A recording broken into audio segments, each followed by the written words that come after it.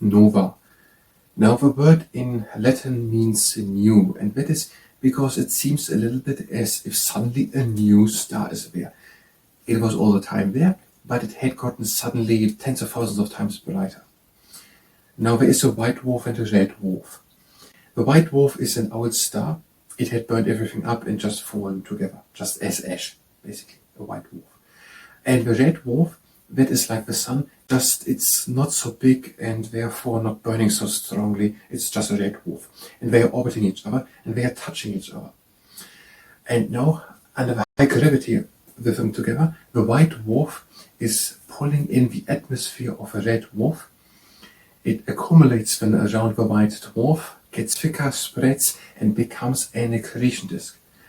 And once it's enough, that the density and the pressure on it and all these accumulated things just through being there is so much that it has pressure on itself, is enough at, I guess, 10 million degrees Celsius through the pressure that it is exploding. There is the thermonuclear reaction happening. The hydrogen of all the gases are fusing together to create helium, and that makes an outward force. And then there is suddenly this big nova, this big explosion. And suddenly there's a star. That is it. Usually that happens just one time, but it can be also that it happens multiple times in a row. And in the Milky Way that happens around 50 times per year. There are also dwarf novae, so dwarf nova or dwarf novae, the plural.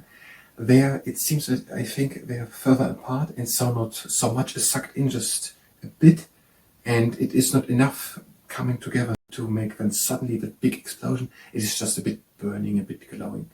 So not so strong. But it can become then also such a nova after some time if it has gathered enough of these gases. That is according to Mark A. Garlick's Cosmic Medical Rebook on the page 67. The positions and views expressed are the ones of the source and don't necessarily align with my own or with the ones of the entity spoken.